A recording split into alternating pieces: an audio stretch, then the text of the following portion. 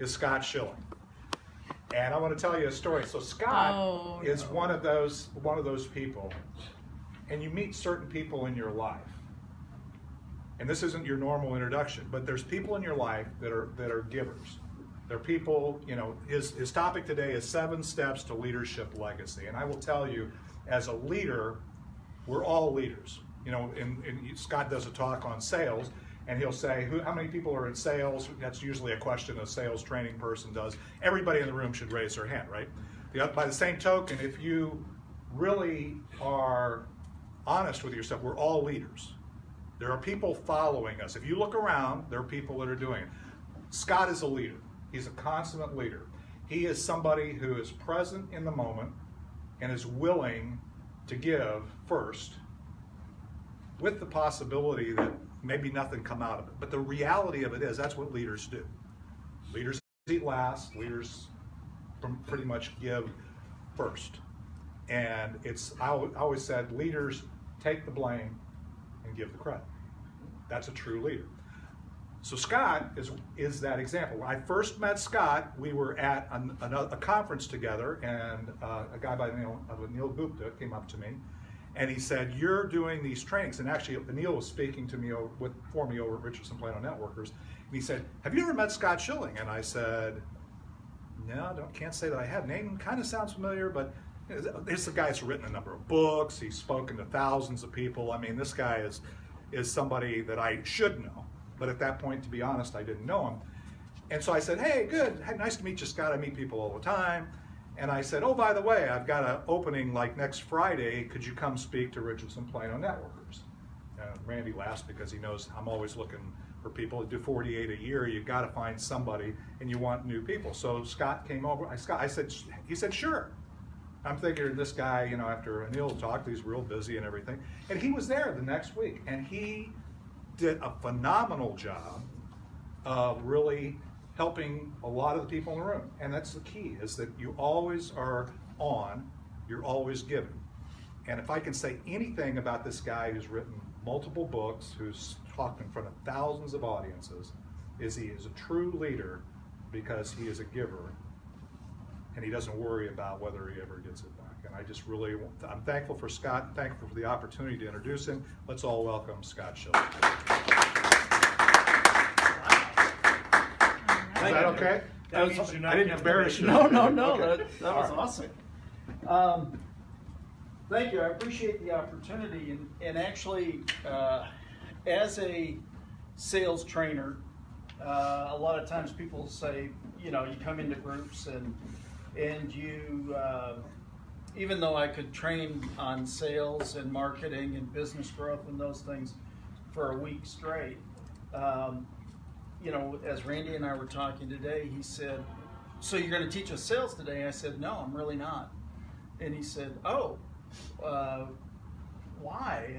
And the answer is really kind of tied to what David said. And we haven't even talked about this, but in this last week, I found a 60-year-old friend, and all of a sudden that friend had been identified having bone and blood cancer. And all of a sudden you go, whew. And then that afternoon, another friend calls and said, "Did you hear about Stephanie's husband?" "No." "Well, he was coming home from work, was a little disoriented, stopped to get a bottle of water, dropped over with a massive heart attack, and they couldn't revive him. 54 years old. Whew. And so you start thinking about, and don't understand, sales is a very important topic. But today, this is a more important topic, and it's really about leadership and what it takes to be a leader. And so the question is, are you leaving your legacy or are you living your legacy? Legacy shouldn't be something that we accumulate over time to leave once we've passed. Legacy should really be what we're known for as we live. We should be known to be, okay, we're going a little too far, but it should be what we're known for as we live. In other words, I'm honored that David would introduce me the way he did about being a servant leader. because then my task has been accomplished. My task is to help first and see what happens later. Really a high intention and a low attachment. A high intention of imparting something great for each and every one of you here today. And a low attachment as to what that might be. See, it's not my job to determine what you need necessarily. It's my job to ask you what you would like and work to accomplish that. But it is my job to impart the best possible message I can when I have that opportunity to do that. And one of the things that came to me through this was this article on a nurse talking to people on their deathbed, the top 5 regrets that people had. The first was, I wish that I had let myself be happier. You know, there's never a time where you can't be a little bit happier. You know, I look at people who are working so hard to be miserable. You know, it's like, I just don't get it. It doesn't mean that you're not serious a lot of the times, but that was number 5. Number 4 is, I wish I had stayed in touch with my friends. Not too long ago, I had my 40th high school reunion. Now, I know that's hard for a 29-year-old guy, but what was interesting is 2.5 years earlier, somebody posted our 8th grade football picture on Facebook, and people started to identify the players on the team. And that led to somebody posting our 9th grade picture, which led to more people doing it. And then there were more. And by the time we got to the reunion, there were 267 people in a group that were already communicating, had been for 2.5 years. We got to the reunion and it was amazing. And so now that group has stayed in touch. It's absolutely amazing what's going on. Not only that, but become a support group for each other, because some of us are becoming more mature. That's code word for old, Randy. That's right, we're going along. The third is, I wish I had the courage to express my feelings. That's a guy. You know, the fact is, we all have this opportunity to be grateful on a daily basis. We all have the opportunity to be thankful on a daily basis. We all have an opportunity to love and hug people. And sometimes people sit there, and I know Sean and I do this a lot, or he'll sign virtually every email, big hugs, or hugs from Dallas. And the time that I spent with Jack Canfield and in all the inner circles and everything, I mean, we're huggers. I mean, don't come at me with a handshake. I'm a hugger, right? And I've announced in front of audiences of 10 and 15,000 people, hey, by the way, I just want you to know I'm a hugger and I'm accepting hugs after the presentation.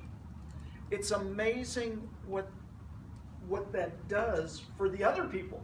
I mean, it's pretty cool for yourself. Sure. But if you want to set up a little success, that's one way of doing it. Number 2 was, I wish I hadn't worked so hard. You know, again, we're in a day and age where we have such a great opportunity with technology and so much that we can do, digital marketing and all the different things that are available to us. It's not even about working smarter. It's about working right. It's about figuring out how to do things in an even better way. And that's why Jenna and I do our lives every morning, and it's so much fun to figure out how to help people do things right. You know, it's just, if you're missing something, ask. The vast majority of people will help you. But this is the one that's really amazing to me. I wish I had the courage to live a life true to myself, not the life that others expected of me. How many times are we caught or pigeonholed into what somebody else has in mind for us, as opposed to us doing what we really love to do? I know I've had this conversation with Sean, and I think Jenna at this point too. Middle of December, there were a number of different things going on, and a friend of mine asked me to be on her TV show, and as we were talking, she said, you know, you've been through a near-death experience. You had to ask yourself a whole bunch of questions. What question did you ask yourself? And I said, what now? And all of a sudden I went, wait a second. I've never asked myself that question. Why did that come up right now? And all of a sudden, like this flash went past me of the last 3 or 4 years since that near-death experience, going, well, God wouldn't have saved me for that. That's not big enough. Or that didn't have enough impact. And I went, holy cow. Have I literally been doing that to myself? And I just made a decision. I'm not going to do anything that doesn't bring me joy. See, when I come up here and I speak, this brings me joy. That's why, again, a high intention of sharing a message that serves each and every one of you, and a low attachment. You know, my desire is for you to leave with joy, is for you to leave with some valuable information. And if you don't, oh well, I'm going to have fun doing this. It's just the way it works. But it's not about me, it's about us collectively. Now, for me, this all started a long, long time ago when I read See You at the Top. And this is a hostage exchange with Zig. He signed a copy of his last book to me, and I signed my first book to him. Now, it was after that period of time, but I said, at that lunch, I got to sit with him, and I said, Zig, you know, when I was a young boy, I read See You at the Top, and there was a quote in that book that forever changed my life. You can have everything in life you want when you simply help enough other people get what they want. I said, Zig, when did you create that? He looked over, he said, Scott, I didn't create that. My mama taught me that when I was 5. It was part of my christening when I was 12. I said, Zig, can I share that story? He said, I'd be honored. See, we don't realize how much impact we can have. And again, now we're in this digital world. Obviously, we've got a group potentially watching the live stream. Sean's recording in the back. We're going to take that. Sean's got a live stream going over here. I mean, we've got multiple different ways that this presentation. I can't control who is affected by what I say today. All I can control is working to say things that can affect people in a good and positive way. And that's our challenge every day. That's for each and every one of us. That's not just me as we go along. So my question is, what's in your heart? You know, you heard the old, what's in your wallet, right? The commercial. Well, we're all a product of the choices we've made and the actions we've taken. And so it's basically your core values that identify you. Well, for me, that's faith, honesty, integrity, courage, and stewardship. Those are my core values. And I have to live to those because the only one who judges me on that, quite frankly, is me. Now, everybody has the opportunity to, and that's why I share them.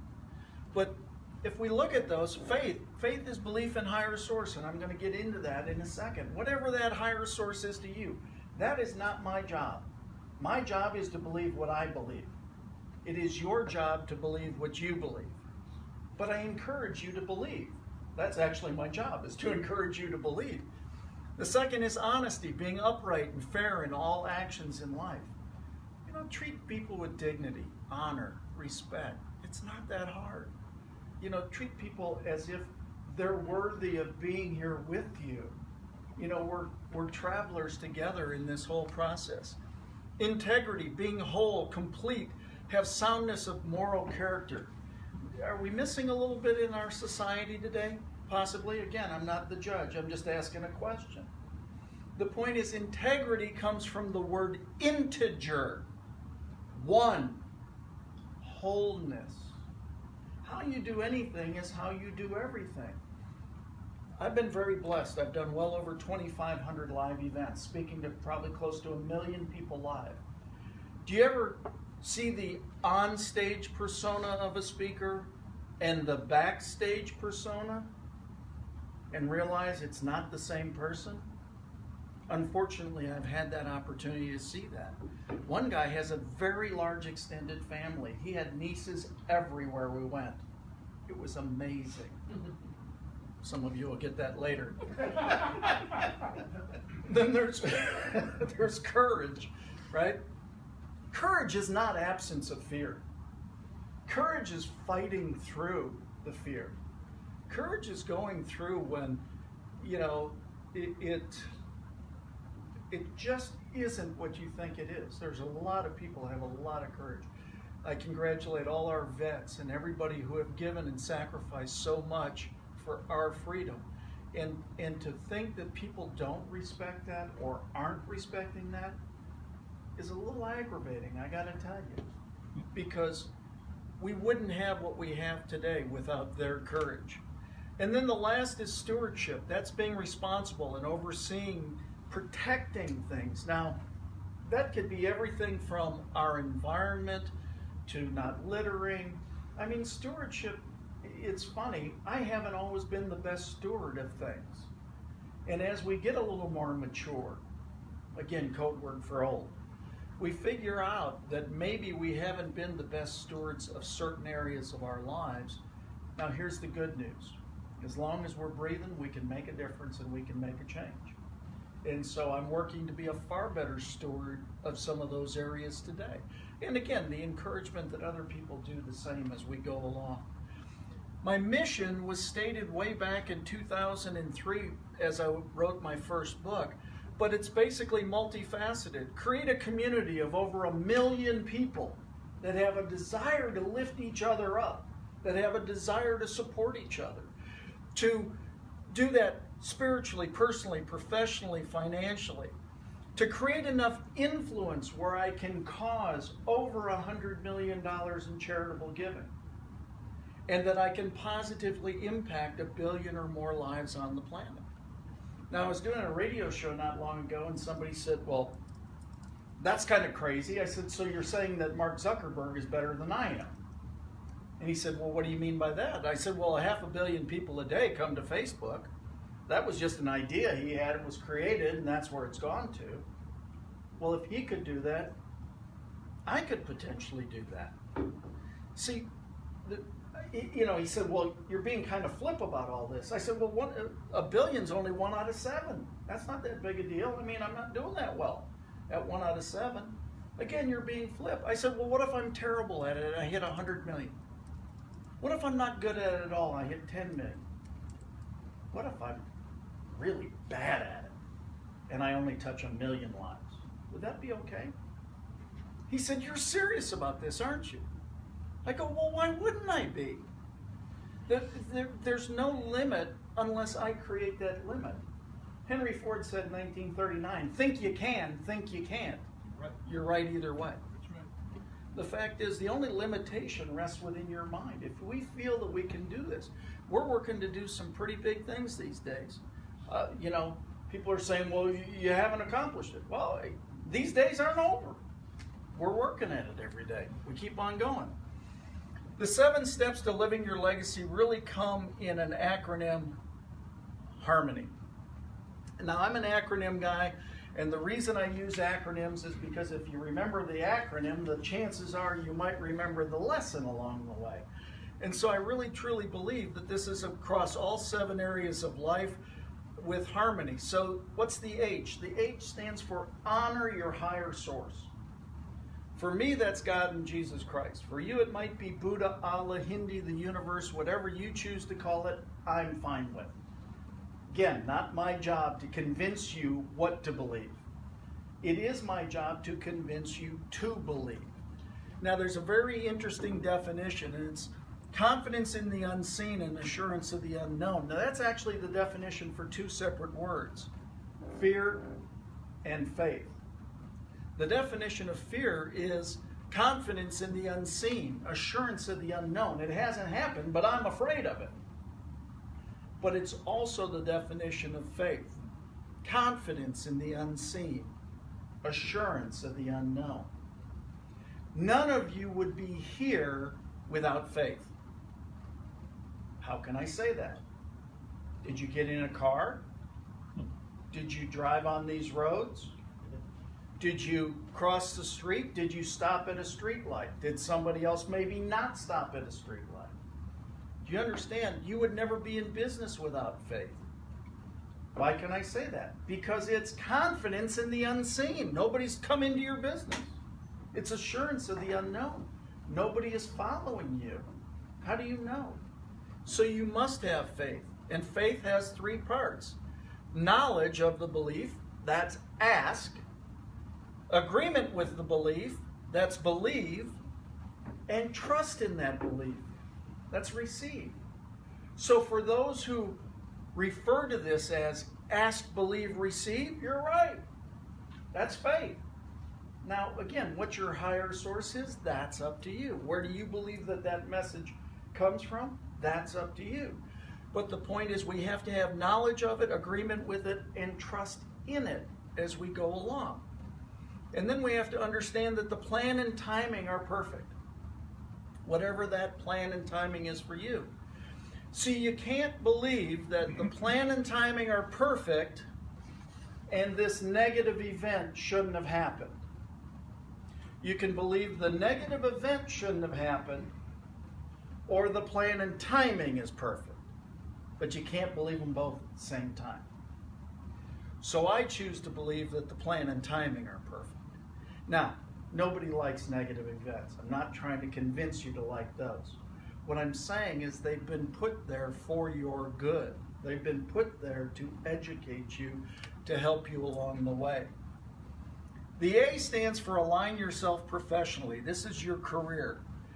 David said this. In order to be a leader, you have to be lead worthy. You have to be worthy of somebody leading you. Be a living example of something positive, of something going in the right direction. Quite frankly, in order to be a good leader, at some point you have to be a really great follower. Because if you don't follow, you can't learn how to lead. Because you have to experience that along the way. This is where your core values come into place and your mission, or really your vision. You've got to be able to cast a vision for others to see what they can follow or why they should follow. Because if I can cast that vision, I now have a path to walk on as far as that goes. Be on purpose. My life purpose statement is to inspire and empower others to serve humanity through living their life's purpose in spirit, love, and joy. So when I get asked to speak at an event like this, let me run it through my filter, my life purpose statement. To inspire and empower others to serve humanity. That's all of you. So that you can live your life's purpose. Man, that feels pretty good. In spirit, closer to God than I've ever been. Love my wife, my family, my friends more than I ever have. Joy, I told you I made the proclamation. I'm not doing anything without joy. I'm in. See, it's the same thing. If people come to you and you don't have this filter, if you don't have this life purpose statement, you tend to fall for anything at that time. I encourage you, if you need help developing a life purpose statement, I've got plenty of material on my website. I'll help you with that. And then you have to express your passion. Do you think I'm passionate about what I do? I love doing this. See, I love being able to help share a message that just might be the piece that somebody's missing that day. Again, is it forever? Sometimes. Sometimes it's not. Hard to tell as you go along. The point is, when you've got a big enough what and a strong enough why, the how shows up. When you got a big enough what you want to accomplish in your life and a strong enough why you want to accomplish it, the how shows up. Most people ask the wrong question. How is this going to happen? How am I going to get that? How are we going to get funding? How are we going to build this site? How are we going to... It's the wrong question. What do you want to do? Why do you want to do it? Be very clear on those, and the how to do it shows up. Make sense? The R stands for recreate yourself daily. By a show of hands, how many of you plan on staying in your body the rest of your life? 3 of you. That's awesome. The point is, if you don't, then why are you treating it the way you are? Again, no judgment here. I'm just saying, if you plan on staying in your body the rest of your life, you might want to think about some of the actions that you take towards that. Now, why do I say that? It's because it comes down to Recreation actually is the word recreation. How many of us get away from our job enough to really recreate ourselves, to really refresh ourselves and do this? For me, I talk about my car accident. Now, my car accident was about December 6, 2014. I was going to a speaking event, balanced a box of books on my knee, flipped open the back of my SUV at the time. It was 18 degrees here in Dallas, very cold day. The cylinders did not hold it up, so when I flipped it up and ducked underneath it, as fast as I threw it up, it came down and hit me in the back of the head. Now, it cold cocked me, just about knocked me silly, but I had to go speak, so I did. I had this headache, 2 or 3 on a 10 scale. But what I found out is about 4 days later, I flew out to California to do an infomercial shoot with a client. We shot for 4 days. We were on set that whole time, and we decided to take Sunday off, and we were at Universal City Walk. I was walking, and all of a sudden I wasn't walking. My legs just stopped. And I was numb and tingling stumps from here down. And I looked at my right foot and I said, move. And it said no. And I said, move. And it said no. And then all of a sudden I started to get dizzy. And I reached back and I grabbed a railing. One of my friends, I was walking with 7 people, 3 of them doctors. Coincidence? Nope. I think not. God incidents. They grabbed a chair, they flipped it underneath me, I came back into it. All of a sudden, one of these highly educated doctors looks at me and he says, what's your phone number? And I give him my phone number. I go, why would you ask me that? Can't you see I can't stand? He goes, oh, no reason. Well, I was cold, I was gray, I was clammy, I was sweating profusely. I was in the middle of a full-blown cerebellum stroke. And when they went in and they found this dissection in my brain in the PICA, the posterior interior cerebellum artery. A dissection is when the inner and outer walls separate, and all of a sudden I had a flap in an artery in my brain. And it decided to shut down, and when it decided to shut down, then it did that. That is what a full-blown cerebellum stroke looks like in your brain. Now, if any of you understand what the cerebellum does, it's memory, fine motor skills, walking, talking, vertigo. By the grace of God, I walk away with nothing. Now, people sit there and say, how can this be? It almost got to the point where you're telling people about what you've been through, and it's almost like I had to carry my MRI around to verify that this happened. You shouldn't be the way you are. Sorry, I'm an overachiever. I mean, I don't know what to say at this point, right? I spent 6 days in intensive care with them trying to figure out why I was alive. Not trying to keep me alive, trying to understand why I was alive. And when the team was out there looking at my MRI and I could hear the doctor speaking, the doctor said, we've got 2 other stroke patients on the floor. Their MRI's nothing compared to this guy. This guy's in here laughing, goofing off, joking with us. I don't get it. I just yelled out, Doc, I got it. And he leaned in and he goes, what? I said, I got it all figured out. So the whole surgical team walks in and he goes, okay, smart ass, what is it? I said, it's obvious. It's God's grace, mercy, and favor on my life. He said, well, that's as good an answer as we got. And he walked out. So the point is, when you start talking about legacy, what are you saved for? What are you here for? What difference can you make? You can make a lot of difference. It doesn't have to be the biggest difference ever. Any difference is a difference. The M, make money foundational. This is the financial side, the money talk. I was speaking in Toronto, August 28th, 2003. And at the end, Jack Canfield and Mark Victor Hansen were in the back of the room, and they came walking up to me, and they started thumping me on the chest. You ever have that? Hurts like crazy. It was like, dude, stop that. Anyway, he said, son, how come you're not out speaking professionally? I love when Jack Canfield calls me son. But anyway, he said, son, how come you're not out speaking professionally? And I said, well, I got a job. He said, that's a horrible answer. And he said, you can give me any other answer other than you got a job. I said, well, then I don't have an answer for you.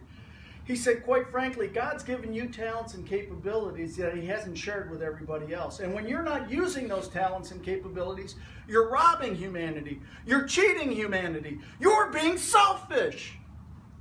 I went, damn, back off. I mean, being a little hard on a guy. And he said, you have an obligation to make as much money as you can make. And I said, I don't like the O word. I like the I word. I've got an invitation to make as much money. And I said, oh, so this is about the money. He goes, you think this is about the money? This isn't about the money.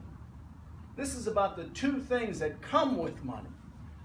The ability to do good work and the influence you can have. Good work takes money. Influence takes money. It's not about the money. It's about the work that you can do because of the money. So we all have an invitation to make as much as we possibly can, not for the sake of the money, but for the good we can do and the influence we can have. Jim Rohn said it this way, formal education will make you a living, but self-education will make you a fortune. You've got to continue to do things like this. Come into networking groups. Come to places where people are speaking and sharing whatever wisdom they might have had through their mentors or through their opportunities. The O stands for open your mind to more. This is the personal side. Your life is an experience determined by the books that you read and the people you meet. I was honored to be able to share the stage with Charlie Tremendous Jones, his last public event before he passed. And Charlie's dedication on my book, or endorsement of my book, Talking with Giants, is thank you for help changing the world one book at a time. See, we're all an amalgamation of our experiences, who we meet, who we know, who we get in touch with. That's why, quite frankly, there's only two answers in life. Hell yes and hell no. If there's an opportunity to speak, that's a hell yes answer. Yeah. Well, what's going to come out of it? I don't know.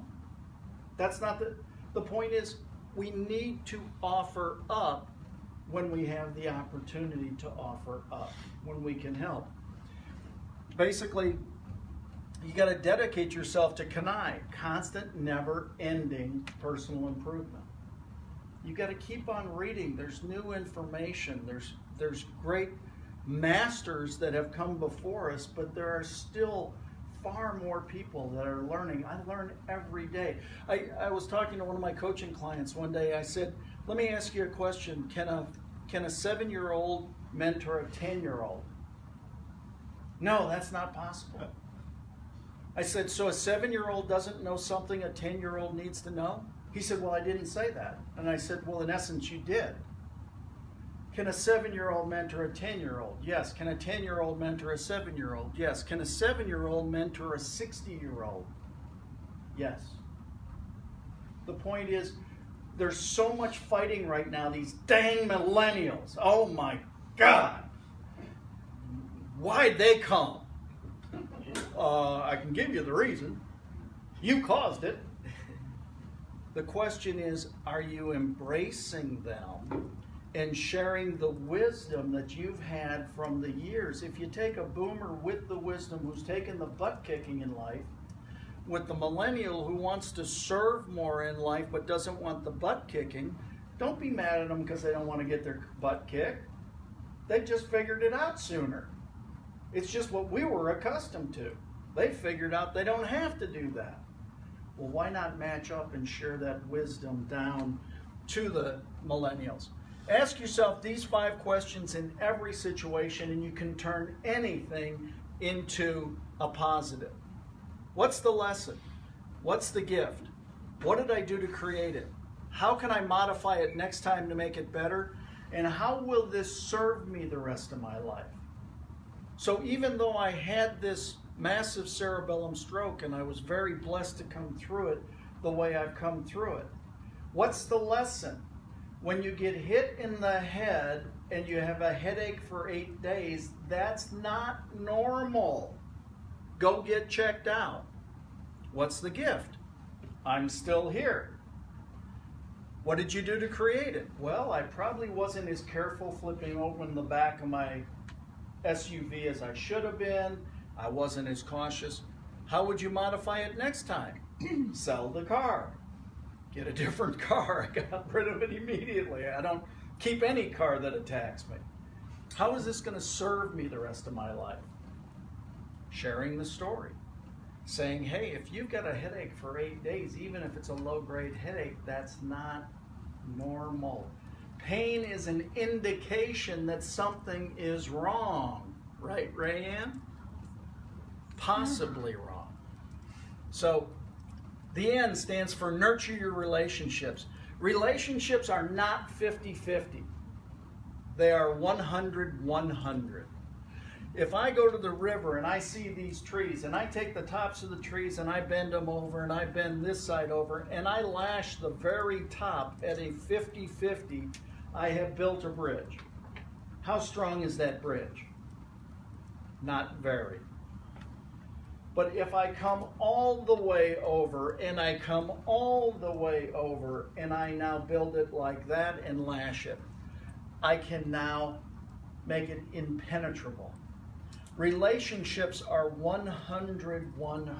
Well, wait a second, Scott. That's not fair. That's not right. It's not about fair. It's not about right. It just is about what it's about. Give everything you have to your relationship. If you give so much so long that you're in deficit,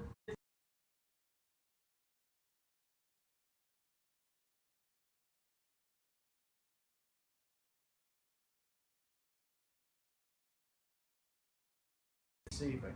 Always, if you want it to be truly rewarding going forward.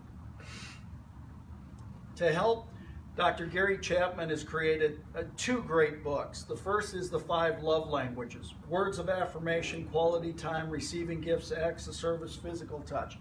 I did 288 talks a year for 6 years. I was on the road. I left on Sunday, came back on Friday.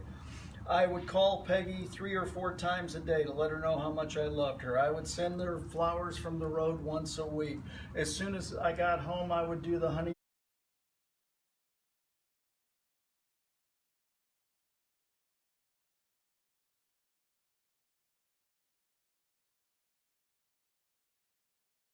Do list immediately without conversation, and every night to this day I still rub her back every night. Now that's 4 out of the 5 love languages I was awesome at. Her love language, quality time. Did I say I left on Sunday and I came back on Friday? Which is why I changed that, because all of a sudden after 5.5 years that was enough. It was time to match that love language. But this is the book that the vast majority of people don't know about, and that's the 5 apology languages. And just as there are love languages that people need to hear, there are apology languages that people need to hear. Expressing regret, accepting responsibility, making restitution, genuinely repenting, requesting forgiveness. Understand that we both love to be loved in certain ways, and we love to be apologized to in certain ways. And the Y stands for yes to others, yes to yourself. This is really your legacy. Mother Teresa said it this way: if you can't feed 100, feed 1. Sometimes people say, well, that's not big enough. I can't get to the masses. Feed 1. Make the difference with 1. I had a client of mine, a coaching client one time, and she was so upset because her book came out at the same time as 50 Shades of Grey. And 50 Shades of Grey was outselling her book a gazillion to 1. And she was so upset because she said, this trash is out there outselling my good works. I said, oh, so you're after fame, not impact. And she goes, no, I'm really after impact. I said, so then what do the numbers matter to you? And she said, well, I'm not having as much impact as I could. I said, this is all a matter of perspective. I said, what if you only ever sell one book? She goes, that would be terrible. It'd be a travesty. I said, wait a second, I'm not done. But you sold that book to the next Mother Teresa. She goes, that would be amazing. I said, so are you after impact or are you after fame? She said, I'm after impact. Understand, if you go after impact, there is the possibility of fame, not the guarantee of it. But if you go after fame, more than likely, fame is fleeting. I would encourage you all to go after impact. Quite frankly, in my life, I'm going after impact. People go, how could you do 2,500 events and I don't know your name? How could you speak to 1 million people live and I don't know your name? I go, I don't know. I'm out here. If you were supposed to know my name, you'd know my name. But if you're not, that's okay, because I feel fine about the work. I'm content about the work that I have done to the people I've touched. That's where you got to be. You've got to know your impact. There was a book in 1963 called The Butterfly Effect, and it basically says when a butterfly flaps its wings on the other side of the world, it changes enough to change the molecular consistency of this side of the world. The fact is, the fact that you're here today is changed something in the world. The more that we put positivity out into the world, people sit there and say, well, positive thinking doesn't solve everything. Well, I can tell you it gets you closer than negative thinking does. Can you prove any and all of it? The fact is, if we were nicer, gentler to all people, things would be better. Do we agree? So just do one more nice thing, very simply. It's what actually, when I came out with my first book, Talking with Giants, Cynthia Kersey made an impassioned plea from stage to support Habitat for Humanity. Women, we're going to build 40 homes in 40 days. Men, the only thing we need is your checkbook. We're going to swing all the hammers, we're going to drive all the nails, but we need you guys to pay for it. Friend on this side says, I'm going to write her a $50,000 check. That was amazing. Friend on this side says, well, I'm not going to write her a $50,000 check. I'm going to write her a $5,000 check. They both looked at me and said, what are you going to do? And I said, I can't. And I said, I've never felt so small in my life, that there was something that I wanted to do so badly that I couldn't do. But I said, it didn't mean I couldn't do something. And so I went to the back of the room and I said, Cynthia, I'm Scott Schilling from Dallas, Texas. I got a lot of friends with a lot of money. I can't very well ask my friends to give me their money so I can help you. She goes, so what can I count you for? I said, I got no clue. But I said, I'm committing to you that I will do something to help you. And she said, so what does that mean? I said, I have no idea, but I assure you that I will figure it out. Well, that night I was waiting for a 12:15 a.m. flight back to Dallas, and I'm in the lobby of the LAX Marriott, and here comes Mark Victor Hansen in Dear Abby. And Mark comes walking by and he goes, Scott, what are you doing? I said, oh, I'm just hanging out waiting for my plane. He said, have you had dinner? I said, no, sir. He said, come on, come have dinner with Abby and I. So all of a sudden I'm walking to dinner with Dear Abby and Mark Victor Hansen, Chicken Soup for the Soul fame, and we get to a table, and I mean, there is speaking royalty at that table, and I knew them. I knew basically everybody that was at that table. I said, man, I know a bunch of giant friends. And all of a sudden I went, well, what if I was just talking with giants? I mean, I get to talk with giants, right? What if I did article? What if I helped them promote themselves and promote their charities and promote their cause? And we put it all in one book.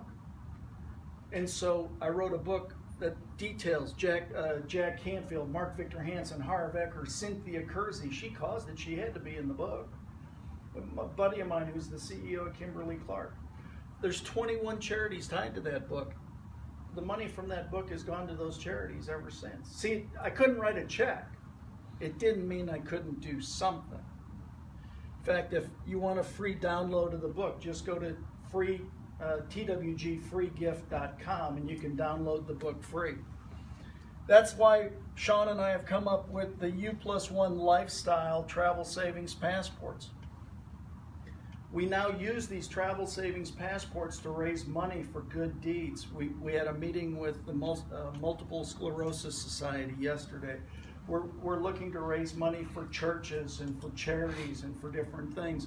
We're supporting people making good decisions, so we're rewarding them when they donate using these products. If you want to learn more, you can go to saveontravelexpenses.com. So people say, well, Scott, you're not in the travel business. No, I'm in the rewarding people for taking appropriate action business. See, we don't always have to have the answers. We just have to figure out what our opportunities were. Zig summed it up this way when we were separating. He leaned in and he said, Scott, can I share one more thing with you? I said, absolutely, Zig. He said, if you're ever discouraged or lack the encouragement you need, always remember, at least at one point, even Moses was a basket case. I said, Zig, you still got it. He said, I always will. My offer to you is really simple. Please let me know how I can be of service to you. What it comes down to is, this is my real email address and my real stuff. Why do I do that? It doesn't matter how big the audience is. I can't control whether anybody ever uses it. I can only control whether I offer it. If we're truly going to live a leadership legacy and we're going to be known for what we're known for today, then we've got to offer and lift people up. Thanks for the opportunity. Questions? Any questions? We're actually at 1 o'clock, just to acknowledge that I'll be back. very, very intent on time. So don't be embarrassed if you have to leave. But is there any questions for Scott? I was just so engrossed in what you were saying, frankly, Scott, that I'm normally more on top of the time, but awesome job. Well, thank you. Incredible. So many things. Harmony. Yep. Remember that? Okay, so Scott really touched us. Any questions?